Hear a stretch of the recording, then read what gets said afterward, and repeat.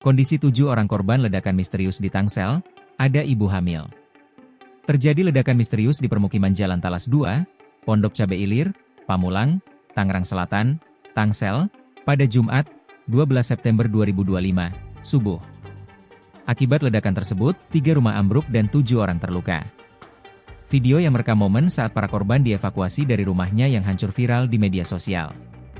Satu persatu korban digendong oleh petugas dimasukkan ke dalam ambulans. Rata-rata korban terlihat kulitnya terkupas, baju mereka sobek-sobek.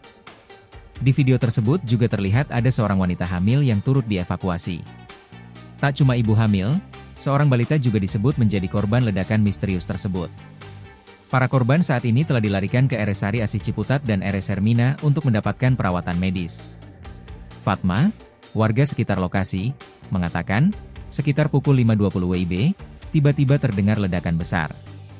Tak hanya suara, getaran dari ledakan tersebut pun sangat terasa. Kita mendengar semuanya mendengar seperti ada suara ledakan. Getarannya terasa, kata Fatma kepada Tribun Jakarta. Setelah terjadi ledakan, Fatma langsung berusaha mencari sumbernya. Ia justru melihat rumah tetangganya sudah ambruk rata dengan tanah. Kejadiannya sekitar pukul 5.20 pagi. Sepertinya tuh memang ada suara, boom, gitu ya, apa nih? Saya lihat tetangga saya ada 5 rumah ambruk, ujarnya. Fatma mengatakan, tidak ada api setelah ledakan terjadi. Ia menduga, ledakan bukan disebabkan karena kompor ataupun tabung gas bocor. Fatma merasakan ledakan yang terjadi seperti dari langit. Namun, ia belum bisa memastikan secara pasti sumber ledakan. Terlebih, korban yang rumahnya hancur kini tengah dirawat di Rumah Sakit Hermina, Ciputat.